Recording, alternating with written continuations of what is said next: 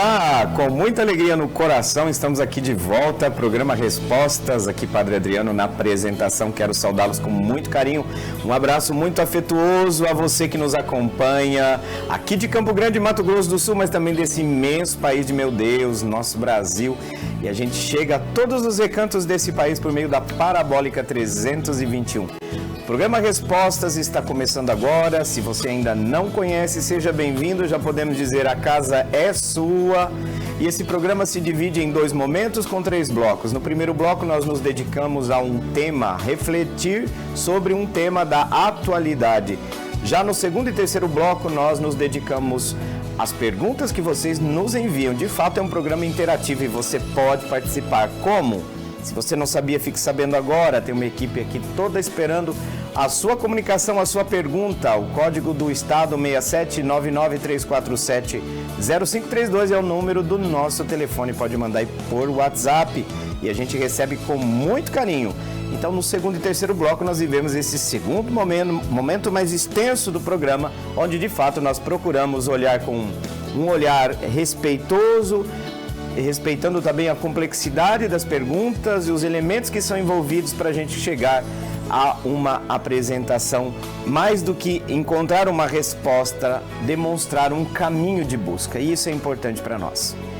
E vamos para o trabalho? Depois desta acolhida, nós já vamos para o nosso trabalho de reflexão do programa Respostas de hoje.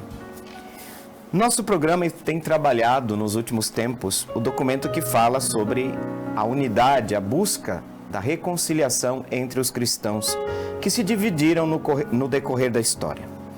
A primeira grande divisão entre os cristãos aconteceu, o chamado cisma oriental entre os católicos do Ocidente, os cristãos do Ocidente e os cristãos do Oriente. E agora nós estamos refletindo mais de perto, e já no programa passado esse foi o tema, e eu vou proceder com a leitura também desse tema de hoje, que continua o mesmo, a tradição litúrgica espiritual dos orientais. Vamos proceder agora com a leitura e eu volto em seguida com a reflexão. Como essas igrejas orientais, embora separadas, têm verdadeiros sacramentos e, principalmente, em virtude da sucessão apostólica, o sacerdócio e a Eucaristia, ainda se unem muito intimamente conosco. Por isso, alguma communicatio in sacris não só é possível, mas até aconselhável, e em circunstâncias oportunas e com a aprovação da autoridade eclesiástica. Também no Oriente se encontram as riquezas daquelas tradições espirituais que o monaquismo, sobretudo, expressou. Pois desde os gloriosos tempos dos santos padres floresceu no Oriente aquela elevada espiritualidade monástica, que de lá se difundiu para o Ocidente e da qual a vida religiosa dos latinos se originou como de sua fonte e em seguida, sem cessar, recebeu novo vigor. Recomenda-se, por isso, vivamente que os católicos se abeirem com mais frequência destas riquezas espirituais dos padres do Oriente, que elevam o homem todo à contemplação das coisas divinas. Conhecer, venerar, conservar e fomentar o riquíssimo patrimônio litúrgico e espiritual dos orientais é da máxima importância para guardar fielmente a plenitude da tradição cristã e realizar a reconciliação dos cristãos orientais e ocidentais. Decreto Unitatis Redintegratio.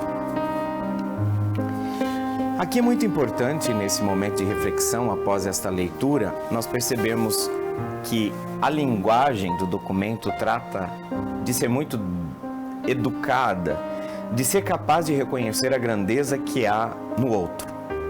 Esse é um ponto principal do diálogo, porque esse momento do decreto se está procurando ver o quê? As riquezas dos outros. E quando nós estamos falando do cristianismo oriental, nós estamos falando, gente, de uma tradição cristã que, com a separação, nos fez perder muito. Se dizia que, nos primeiros séculos do cristianismo, o cristianismo respirava com 2 pulmões. E se falava na patrística. Agora, você imagina uma pessoa que passou, em certo sentido, a divisão entre o Oriente e o Ocidente foi tão trágica que é comparado com o fato de que alguém que tem 2 pulmões tenha que funcionar só com um.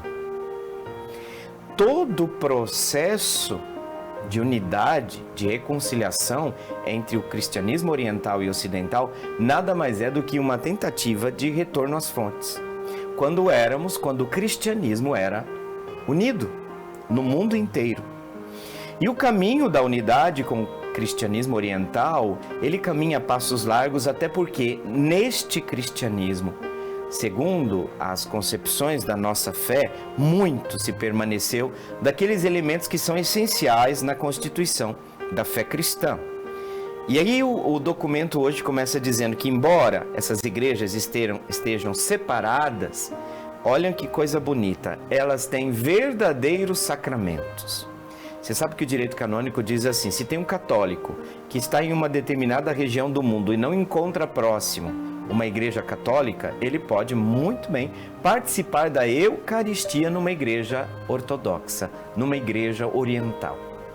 Então, há da nossa parte o reconhecimento dos sacramentos, ao reconhecimento do sacerdócio, ao reconhecimento da Eucaristia.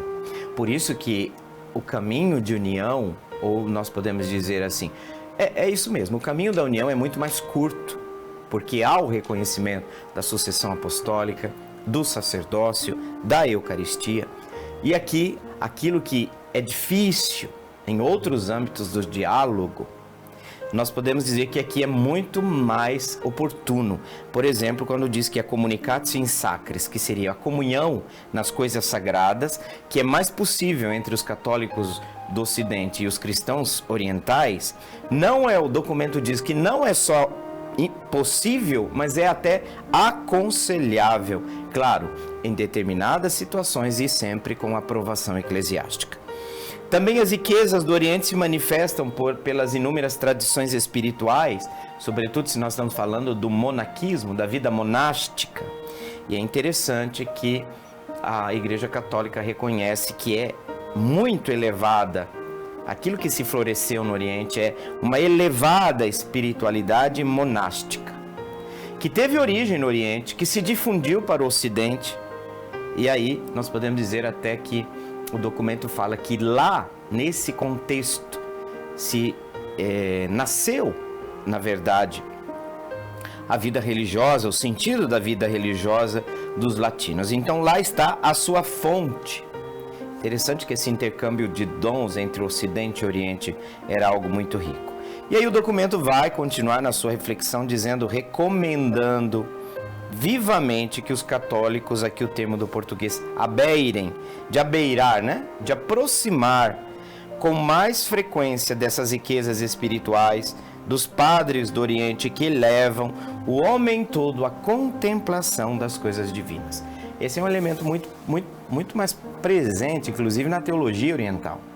A questão pneumatológica, a figura do Espírito Santo. O Ocidente se escolastizou, O nosso cristianismo ele é mais racionalista, podemos assim dizer. É um cristianismo mais escolástico. O Ocidente, ele floresceu muito mais uma espiritualidade de fato mais voltada à contemplação. Esse é um ponto interessante do cristianismo oriental. A gente percebe que é uma espiritualidade muito mais próxima da vida monástica, da vida litúrgica da própria igreja. Então a gente percebe que essa riqueza de tradição, da tradição oriental, é algo que não pode ser perdido.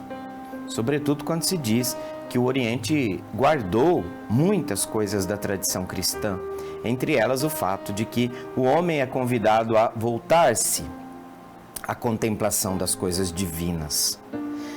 E no final, alguns verbos que são importantes destacar aqui no nosso caminho. Primeiro, conhecer. Conhecer. Segundo verbo, venerar. Terceiro, conservar. Quarto, fomentar. Que coisa bonita. O quê? O riquíssimo patrimônio litúrgico e espiritual dos orientais. Isso é fantástico da parte da Igreja Católica, estar comentando, estar convidando os cristãos católicos a olharem com mais atenção para o mundo oriental. Porque, no fundo, a gente perdeu algumas coisas que são importantes também do nosso cristianismo. Eu dizia para vocês que há ênfases que são próprias, por exemplo, no cristianismo oriental, do cristianismo ocidental. E aí a gente percebe a necessidade de colocar em diálogo de novo esses dois mundos, em certo sentido. E aí se diz que é de máxima importância, esta aproximação é de máxima importância para guardar fielmente a plenitude da tradição cristã. O que o documento está querendo dizer aqui? Que, em certo sentido, quando a gente se separa, algo dessa plenitude se afeta. Sim, a gente diz nos nossos pensamentos e nas nossas reflexões que a Igreja Católica possui a plenitude dos bens salvíficos, daqueles bens que nós precisamos, do caminho que precisa ser feito, os bens à disposição do ser humano no seu caminho de volta para Deus, ou no seu caminho para a sua divinização, a sua santificação. Porque o Oriente fala muito desse caminho como uma theosis, que do grego quer dizer a divinização. Isso estava muito presente nos padres gregos. Os padres gregos perguntaram: por que Deus se fez homem? Uma resposta muito simples e objetiva aparece na patrística do Oriente: para que o homem se fizesse Deus. Então, para que o homem se divinizasse. Então, essa dinâmica de divinização, que o Ocidente chama de santificação, é muito presente na teologia, na espiritualidade, na liturgia do Oriente. Interessante. Nossa participação na ação litúrgica é um processo de divinização, porque é um processo de associação ao Filho no Espírito, nos tornar filhos de Deus no Filho Jesus Cristo. Então tem toda uma teologia, e eu digo para vocês, você que está me assistindo agora, você teve a oportunidade de ter um texto de um padre oriental, um padre da igreja, ou um teólogo oriental, não precisa ser católico, pode ser ortodoxo. Eu falo para vocês, gente, são textos teológicos onde você respira espiritualidade. Se respira espiritualidade. Eu hoje, me esqueci agora o nome de é um nome difícil de pronunciar, mas eu tenho um livro que ele está em italiano. Eu falo assim, meu Deus, eu sonho que um dia esse livro seja traduzido aqui para o Brasil. Porque ele trata exatamente, é um teólogo ortodoxo. E, gente, que coisa mais linda! O texto é maravilhoso, é uma teologia que se respira a pneumatologia, que se respira a presença do Espírito, que a gente se eleva, tem um pouco de forma poética para nos levar à contemplação do divino, das coisas sagradas, da nossa relação com Deus. Então, eu falo que essas divisões, num certo sentido, são uma perca. A gente perde a visão do todo por conta desses acentos. Claro que o Ocidente, que a gente conhece, ele também se manteve fiel ao essencial do cristianismo, aquilo que está no creio, aquilo que a gente conhece como as verdades fundamentais da fé, oriundas da revelação que está na tradição, que está na Sagrada Escritura. Tudo isso é bonito. Mas quando a gente se divide, muitos desses aspectos se perdem. Então, aqui o que o documento quer dizer é que o caminho ecumênico de busca de unidade entre os cristãos ocidentais e os cristãos orientais não está longe de acontecer, de chegar na sua plenitude. Isso é muito importante. A reconciliação dos cristãos orientais e ocidentais. Eu digo que eu penso que todo papa que chega a eleição, eu penso que é um desejo profundo do seu coração que se realize durante seu pontificado a reunificação das igrejas do Oriente e do Ocidente. Vocês podem ver que os papas não economizam esforços. Vocês já viram como é a chegada do patriarca Bartolomeu de Constantinopla em Roma? Não sei se vocês já perceberam. Tem um lugar reservado nas cerimônias. No dia de Pedro já tem uma tradição que agora eu não sei a qual papa remonta, não sei se é João Paulo II. No dia dos apóstolos Pedro e Paulo, o que faz? O patriarca vem, eu estava lá em Roma, eu presenciei nessa celebração, onde o patriarca, junto com o Papa, descem no túmulo de Pedro. Vocês estão percebendo como o ecumenismo do mundo oriental, do cristianismo oriental ocidental, caminha a passos largos. infinitamente mais adiante do que já o diálogo entre os cristãos católicos e os cristãos ditos protestantes no mundo reformado. Embora aqui a gente precisa também, mais para frente nós vamos tratar sobre esse assunto, a gente percebe também que com o mundo cristão reformado e protestante da origem, o discurso também é mais fácil. Depois a gente entende que o diálogo não é impossível, mas ele é mais difícil. Tá? Então eu sei que tinha professor nosso lá que participava dessas reuniões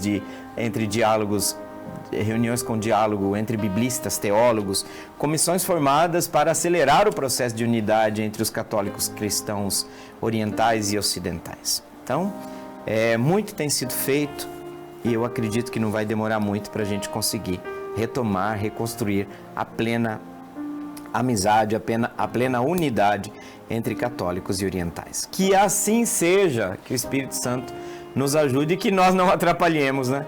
Que o Espírito Santo nos ajude e que nós não atrapalhemos. Vamos para o nosso intervalo e voltamos na sequência. Até daqui a pouco.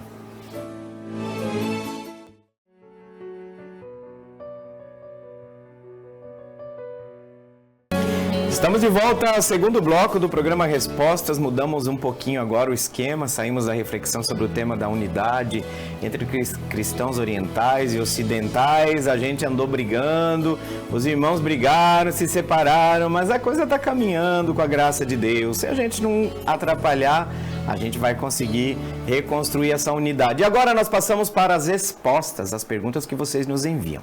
E a pergunta de hoje, essa primeira, nos vem lá do Piauí, da capital do estado, Teresina. É o João que nos mandou essa pergunta. João, eu sempre digo, morei um tempo na Europa e eu falo, hoje eu não quero viajar para a Europa, nem para a América do Norte, eu quero conhecer melhor o meu país. E entre os lugares que eu quero conhecer no país é sobretudo o Nordeste. E você sabe, João, que eu não conheço nenhuma pessoa que tenha dito, olha, não vai. Pelo contrário, todo mundo diz que as praias são lindas, que as pessoas, que uma energia muito boa. Posso te falar a verdade? Eu tenho um sonho realmente de conhecer o Nordeste. Espero que eu consiga logo, né? Muito obrigado, João, pela sua participação. Minha pergunta que o João faz é uma pergunta que, para mim, eu estou intuindo que o João escuta os nossos programas, porque tem a ver com algumas discussões que volta e meia aparecem. Não tem como, vamos dizer, é o assunto do momento, vamos dizer. Nós percebemos que a gente mudou muito depois das redes sociais, sobretudo se você olha para o ponto de vista de um algoritmo, onde o que nos leva a dar like é brigar, a tomar um lado, a gente tá assim.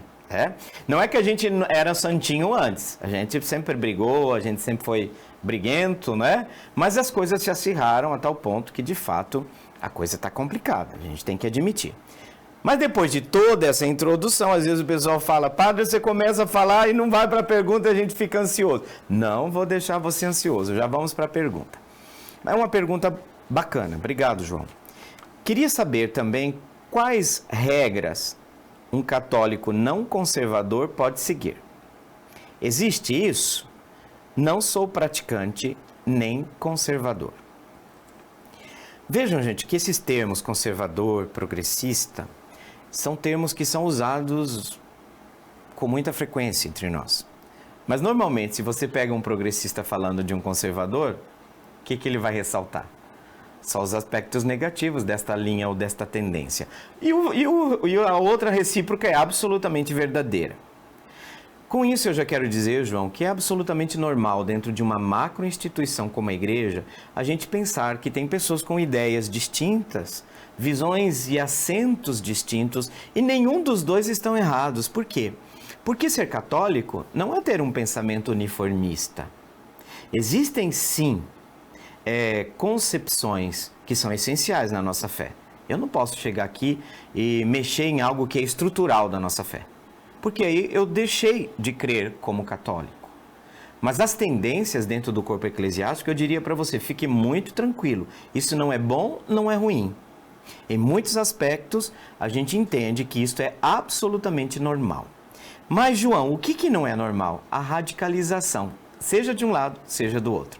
Então, para todo mundo sair do programa hoje chateado com o padre, para não dizer que é só um lado, eu faço esta provocação. O radicalismo ele pode vir no extremismo de um lado, como de extremismo de outro, né?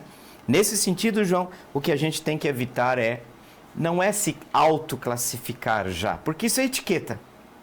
Católicos, o que eu e você temos que ser? Cristãos católicos. Conservador ou progressista é etiqueta. Eu posso fazer uma leitura e entender que determinados pensamentos seus te enquadram mais num aspecto, e aí eu vou dizer o João é conservador. Mas quem está dizendo isso, o seu lugar de fala, às vezes, é de um crítico ou de alguém que tudo que vier do conservadorismo está ok.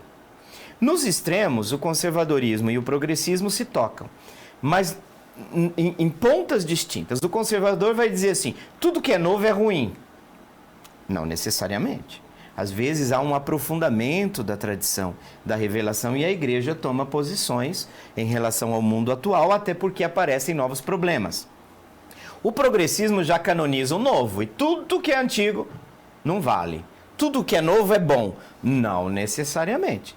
Tem muita coisa nova que a gente tem que olhar com prudência, coisa que a igreja faz sempre, João. A igreja olha diante de novas temáticas, vocês percebem que às vezes o pessoal fica esperando qual o posicionamento dos bispos. Calma, os bispos estão refletindo.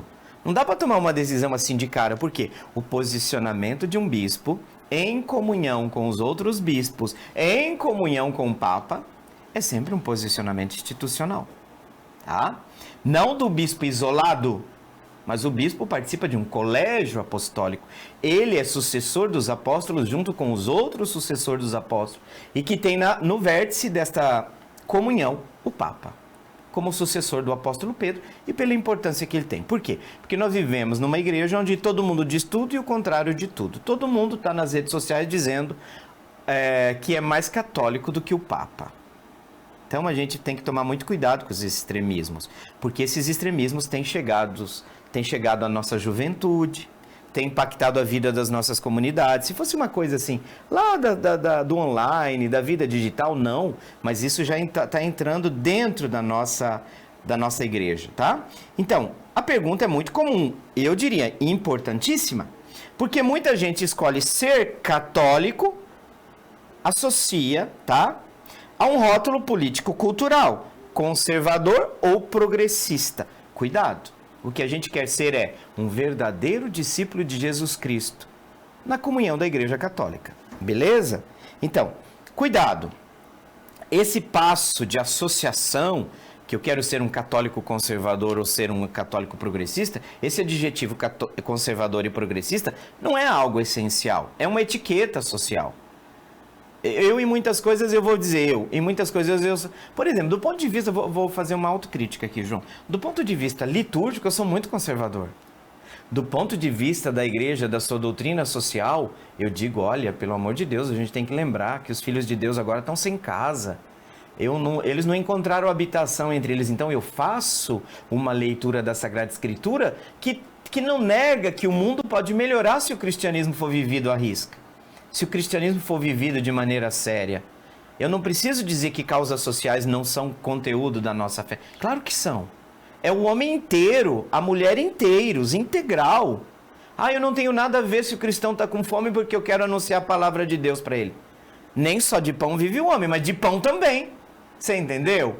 Nem só de pão, mas de pão também. Então veja aqui. Muita gente associa ser católico nesse momento, sobretudo quem está nas redes sociais. Esse padre aí aí vem os adjetivos de esquerda. Esse padre é de direita, na mesma linha. Esse padre é etiqueta. Esse padre é assim, é assado.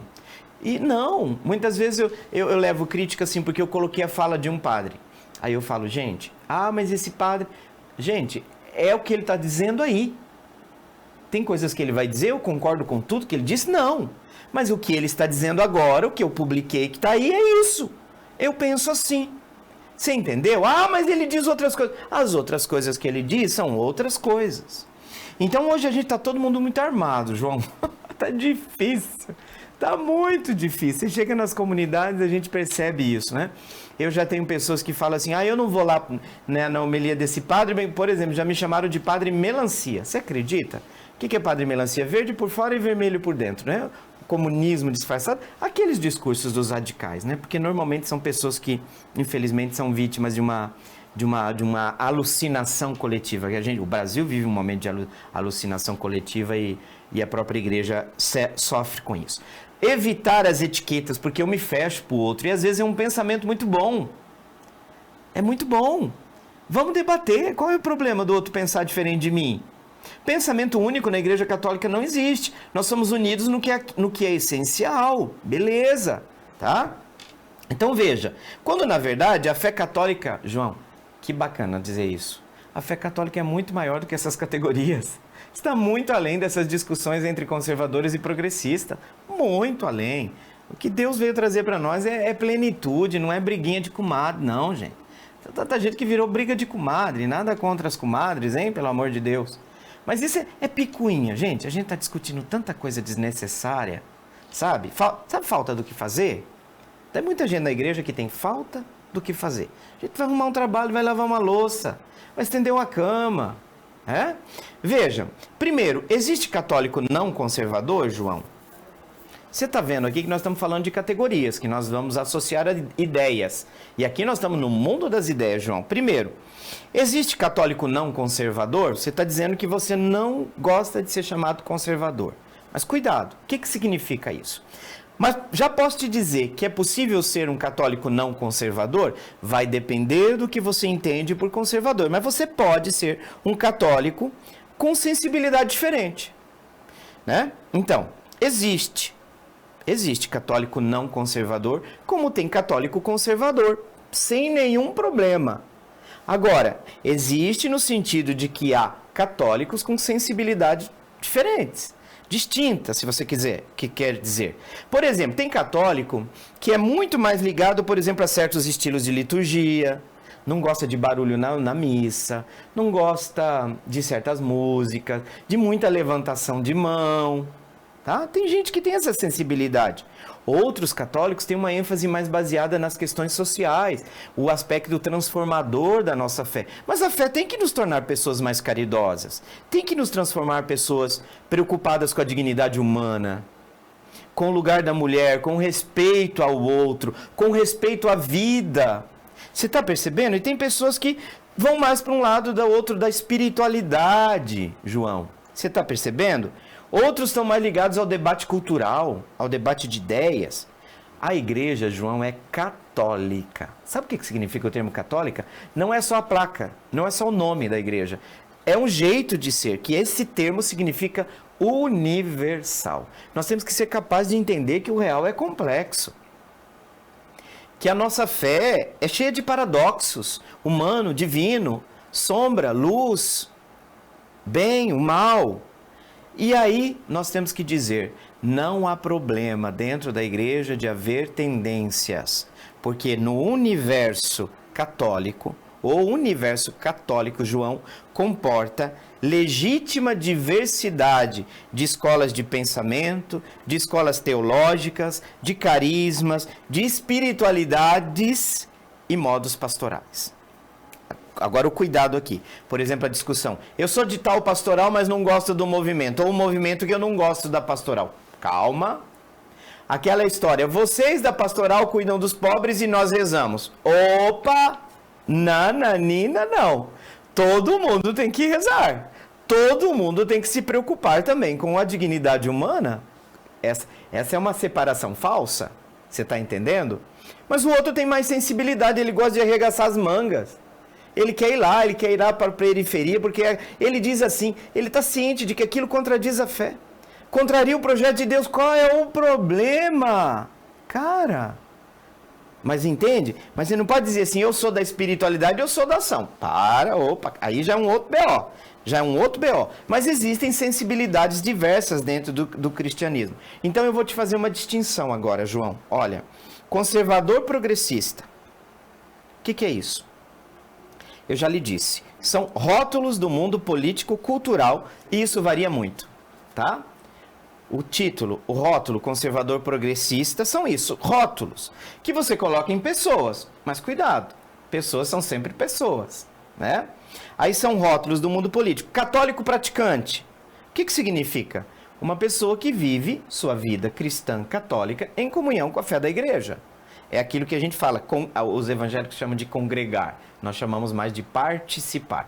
É o católico que vive ativamente a fé da igreja, com uma vida sacramental e moral coerente com a vida de fé, né? Mesmo com dificuldades e caminhos de conversão. Existem inúmeros caminhos. Então, João, eu diria, sim, alguém pode não se identificar como conservador e ser plenamente católico. E tá tudo bem. Você entendeu? Assim como alguém que se identifica, eu sou um católico conservador. Beleza, está tudo bem. Dentro dessas categorias e dessas distinções, desde que você não caia fora da tradição, da Sagrada Escritura, daqueles elementos que formam a identidade católica. Então, sim, João, alguém pode se identificar como católico não conservador ou como católico conservador e ainda ser plenamente católico, já lhe disse. O que define o ser católico não é o rótulo. Gente, conservador não está no nome da igreja. Eu sou católico, apostólico romano, conservador. Esse conservador não faz parte da essência da nossa natureza. Isso aí é rótulo que é colocado socialmente dentro da igreja. Por gente que ora defende uma coisa, que ora defende outra. Tem o direito de colocar, mas você não tem o direito de dizer que uma pessoa se define por um rótulo. Eu já disse para você, eu mesmo sou considerado conservador nos pontos, como sou considerado progressista em outros. Você está entendendo que a situação é muito mais complexa? Então, o que define o católico? Terminando esse bloco, eu digo para você. O que define o católico, João, não é o rótulo progressista ou conservador, tá? Mas a adesão a Jesus Cristo e a fé da igreja. A adesão a Jesus Cristo e a comunhão com a igreja. Tá de boa? Tá tudo bem até aqui? Guarda aí que nós vamos voltar para a pergunta do João na sequência. Daqui a pouquinho a gente volta, vamos para o nosso intervalo.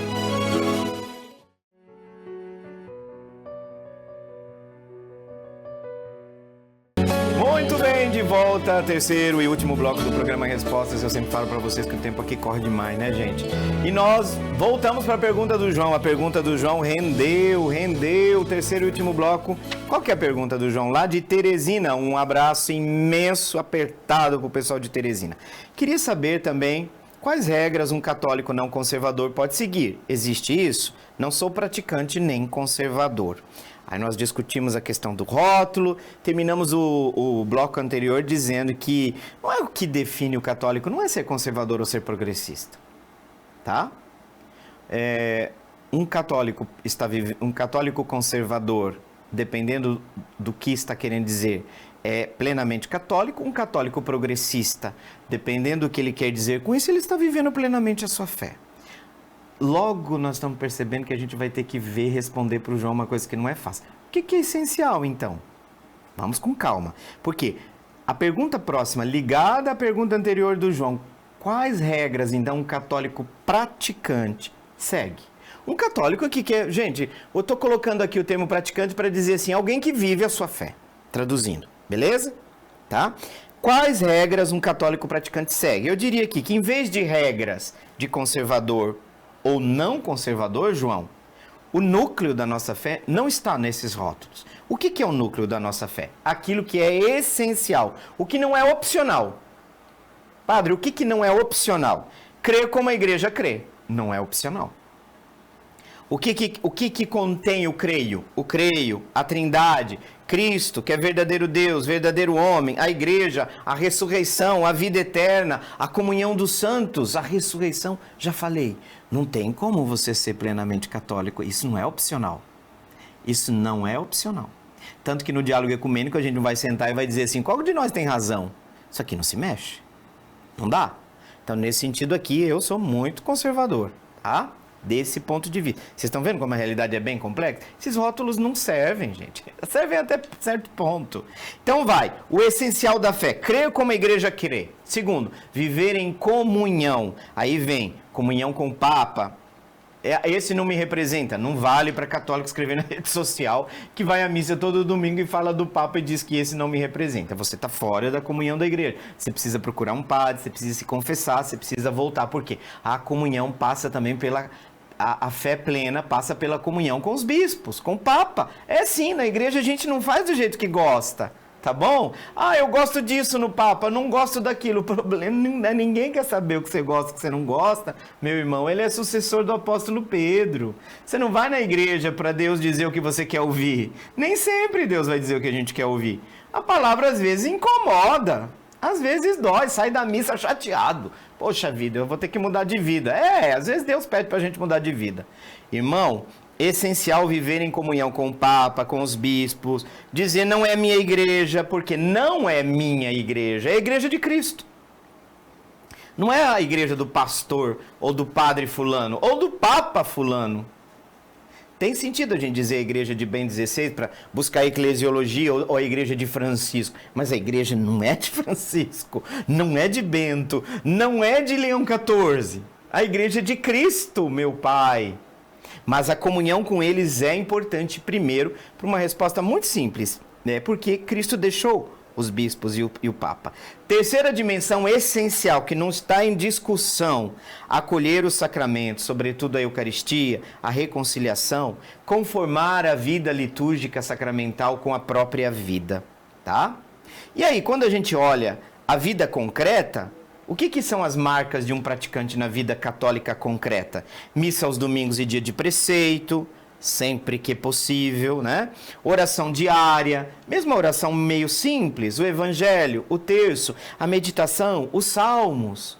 É importante uma oração diária. Outra coisa, a confissão, com uma certa regularidade, porque a gente precisa formar a consciência, adequar nossa vida ao evangelho, perceber aquilo que está distante de Deus e trazer para perto.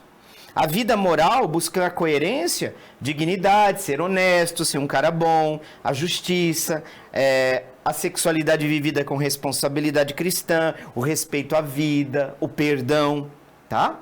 Agora, onde há espaço, você viu? Nós estamos indo do essencial ao mais trivial, no sentido mais opcional. Onde há espaço para nuance e diversidade sem perder a fé? Porque a fé é essencial, lembra? Que é o primeiro tópico. O que é essencial, sem isso não dá para ser católico. Algumas coisas na igreja que têm níveis diferentes. Por exemplo, posso discutir na igreja o celibato? O que você acha, João? Claro que pode. Você pode discutir no sentido de reflexão teológica. Enquanto o Papa diz que o celibato é obrigatório, nós vamos obedecer. Os padres e a comunidade. Mas não posso discutir, por que eu posso discutir sobre o celibato? E não posso discutir se Jesus é verdadeiro Deus e verdadeiro homem. Por uma coisa muito simples, o celibato não é um dogma da igreja.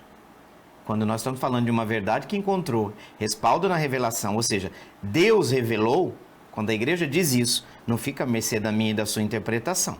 Mas aqui nós temos que há espaços para interpretações e diversidade, sem perder a fé. Primeiro, há coisas na igreja que têm níveis diferentes. Quer um exemplo, João? Primeiro, doutrina central. Esses são os dogmas, são os ensinamentos. Aqui não é cada um escolhe. Aqui não vale o programa você decide. Não dá, João. Disciplinas e práticas, aqui nesse sentido, por exemplo, formas de devoção, estilos litúrgicos, dentro do permitido sempre, os costumes, aqui cabe uma variedade. Tem gente que não gosta muito de uma missa de acampamento, vamos dizer, do estilo do acampamento. Estou dando um exemplo, tá, gente? Tem gente que não gosta muito de um estilo de missa mais tradicional, do bom ponto de vista. Gosta de uma coisa mais agitada, de levantar a mão. É estilo. Tá errado, nenhum e nem outro. É estilo, são nuances. Aí aqui, João, a gente tem que falar santa prudência. Cuidado, não etiquetar o irmão porque ele não reza do seu jeito. Não etiqueta o irmão porque ele não reza do seu jeito. Eu já falei lá na comunidade, para de olhar feio para quem gosta de levantar a mão. Como para de olhar feio para quem não gosta. Tem gente que não gosta. que não é da sua espiritualidade. Então, nesse sentido, nós temos aplicações prudenciais, eu vou chamar assim, João. Qual seria? Uma atitude, como agir politicamente, quais políticas públicas são as melhores, as estratégias sociais. Você viu que no campo da política os cristãos têm que opinar, mas eles podem ter opiniões diferentes? E aqui eu vou dizer uma coisa que você vai cair deitado aí. Você tá sentado? Existem católicos de sensibilidade à esquerda e ok. Existem católicos de sensibilidade à direita, ok. Porque nem a esquerda nem a direita traduzem o evangelho integralmente. Tem coisa boa na esquerda? Tem. Tem coisa ruim que é incompatível com o evangelho? Tem. Tem coisa boa na direita? Tem. Tem coisa incompatível com o evangelho? Tem. Você está entendendo? Então, o católico não é menos católico porque existe uma sensibilidade que não é a sua. Você canonizou um lado político, não a igreja. Você canonizou um líder político, não a igreja. Você canonizou um lado e diz que ele é todo o bem e do outro lado só está o mal. Você fez isso, a igreja não fez. E você está gritando nas redes sociais para dizer que o católico tem que pensar como você. Não! Não! Católico não tem que pensar como você. Entendeu? O que são as bolhas? É essa uniformidade de pensamento. Não, eu conheço católicos maravilhosos que têm sensibilidade de esquerda, que têm sensibilidade da direita. O que não pode é o radicalismo nem num lado nem no outro. Não vai dar certo os radicalismos. Você não vai conseguir combinar com o evangelho, gente. E não é o programa do partido que manda na vida do cristão, é a Sagrada Escritura, meu irmão. Se você pega. Você já teve a oportunidade de pegar os programas de partido? Gente, parece que é o céu na terra. Mas você vai ver na prática, né? Volta e meia você tem que brigar. Se você vota, por exemplo, no seu candidato, você mais do que ninguém tem que cobrar ele. Você mais do que ninguém tem que ser crítico a ele. Gente, o povo virou fã. É fã de político agora. Não, eu sou cidadão. Político, eu sou eleitor, não sou fã do cara. Sou fã de umas coisas, nas outras, pelo amor de Deus. Você de repente votou num candidato, você fala, gente, eu votei... O que esse cara tá pensando da vida? Você entendeu? Liberdade diante. Essa aí é uma coisa que você não pode obrigar ninguém, gente. Para dentro das comunidades com esse maniqueísmo, que o bem está todo identificado a um lado e o mal está todo do outro. Isso é uma mentira. É uma escandalosa mentira. Vamos parar com isso, né? Aqui pode haver diversas opiniões, desde que respeitem as diversas opiniões, a dignidade humana e o bem comum. Tem parâmetros para pensar diferente? Tem. Tem balizas? Tem. Calma, aqui você não pode passar, meu nego. Daqui você não pode passar. Se colocar em dúvida a dignidade humana, o respeito à vida, pode parar. Ah, mas eu penso como eu quero. Não, você não pensa como... Ninguém pensa como quer. Nós vivemos numa sociedade. Há limites... e o meu pensamento é legal para um grupo, mas acaba com outro. Não, o teu pensamento aqui parou, porque política é sobretudo a ciência do bem comum. Não pode haver esses privilégios que em certo sentido pensa num lado e não pensa no outro. Não dá, né? Ou seja, você pode ter posições diferentes em relação à sensibilidade política, a temas sociais, ok, temas culturais, ok. Pode ter outra sensibilidade e o seu irmão ser católico plenamente como você e discordar de você. Está tudo bem. E aqui, mas não dá para transformar a fé num cardápio. Não dá, tá? Onde eu só me encaixo se penso assim, se penso na determinada bolha, onde eu mantenho só o que combina comigo. Não dá. Não dá para ter uma fé assim, seletiva. Você entendeu? Tem muita gente que está numa bolha seletiva. Não dá, gente. Não dá. A maturidade católica é justamente deixar o evangelho nos converter, inclusive onde ele nos incomoda e onde ele nos desafia. Esse é o ponto. O evangelho às vezes nos incomoda, né? Agora, João, uma chave bonita para responder, eu diria, continuar essa resposta para você, né? A igreja não é um clube de conservadores nem de progressistas. Não é, né? Ela é a casa dos discípulos e discípulas de Jesus Cristo, de Jesus de Nazaré, tá? essas questões são humanas, não são tanto do divino, né? O católico praticante é aquele que procura viver, já disse para você, em comunhão com Cristo e com a igreja. Fé no credo, vida sacramental, conversão moral constante, caridade. Não dá para pensar um cristão plenamente católico sem a caridade. E dentro disso existe diversidade legítima de sensibilidades, de ênfases pastorais. O importante é não reduzir o evangelho a uma ideologia. Vou repetir, João. O importante é não reduzir o evangelho a uma ideologia. E é interessante que quando eu falo isso, normalmente a pessoa pensa na ideologia do outro. Mas sabe quem não tem ideologia, João? Essa mesa aqui. Essa cadeira. Todos nós temos nossa forma de estruturar e pensar o mundo. Mas normalmente quando eu falo assim, eu não tenho ideologia. Como não tem? Você tem sim, assim como o outro, né? Então o conselho pastoral se você é um praticante, mas não conservador, tá ótimo. Qual que é o problema? O importante é você, João, caminhar com a igreja, formar a consciência, rezar, participar da comunidade, buscar um acompanhamento, um bom confessor, uma boa direção espiritual. Isso ajuda muito, João. Isso nos ajuda muito. E terminando a resposta, eu queria dizer para você que a igreja, quando canoniza os santos, você já percebeu como os santos são diferentes uns dos outros? Tem algo em comum entre eles? Com certeza. No essencial, eles sempre foram excelentes praticantes. Aliás, não existe melhor praticante do que o santo, do que a santa, né? Mas a igreja tem santos muito diferentes entre si e todos são profundamente católicos, tá? Nesse sentido, a gente precisa entender que há unidade e pluralidade. Unidade e diversidade na igreja católica são absolutamente normais. O limite das balizas estão quando se fere a fé, se fere a comunhão, se rompe a vida sacramental com a comunidade. E do ponto de vista transformador, praticante da minha vida, ela tem que repercutir na minha vida em sociedade. Tem que repercutir no meu trabalho, na minha relação em família, na minha relação com a sociedade, com a comunidade, com a política. Tá? Esse é um ponto importante. E aí, eu diria que o limite aqui também, eu não posso em sociedade ter um pensamento racista. Não posso. Desculpa. Eu não posso dizer nada. Normalmente é a pessoa que normalmente brincou com com o sentimento das outras pessoas, mas elas tinham que aguentar. Agora não, nós vivemos numa sociedade que há regras. Você não pode ser racista. Beleza? Você está percebendo? Mas não precisa a sociedade, a lei dizer que você não pode ser racista. O evangelho diz que você não pode ser racista. Irmão, irmã. Homofóbico, mesma coisa. Mesma coisa. Você não, eu não posso agora. Não, não pode, exatamente. Entendeu? Então, dentro da igreja também. Então, não entender que o discurso da pluralidade significa relativismo. Em sociedade eu não posso dizer o que eu quero. Mas eu penso assim, mas se o seu pensamento diminui o outro, exclui o outro, cara, a sociedade vai dizer, nego, pode parar? Pode parar. Então ninguém nunca pôde dizer tudo o que pensa. O problema é quem está na frente e quem tem o poder na mão. Aí vai dizer, essas coisas você pode dizer, as outras não pode dizer.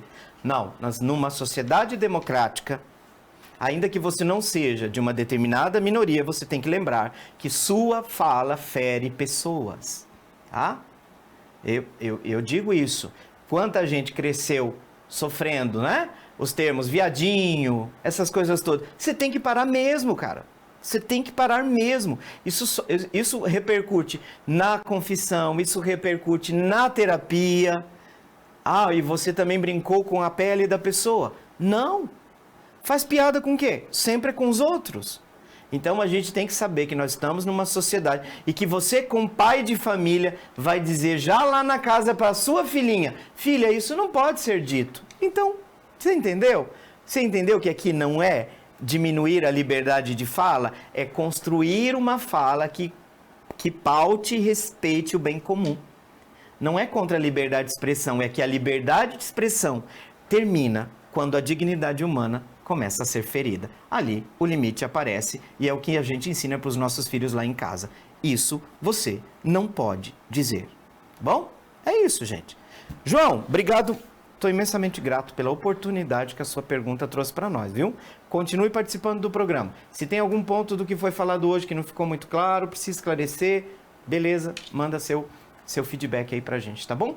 Chegando ao final do programa, como costume, a gente invoca a bênção de Deus, daquela que é mãe de todos nós, mãe de conservadores, mãe de progressistas, ama todos como filhos. Nossa querida Mãe Maria, o Senhor esteja convosco, Ele está no meio de nós. Que pela intercessão de Maria Imaculada, assim carinhosamente invocada por São Maximiliano Maria Kolbe, desça sobre você, sobre sua família, seu trabalho, seus projetos, seus sonhos e também suas dores. A bênção de Deus Todo-Poderoso, Pai e Filho e Espírito Santo. Amém.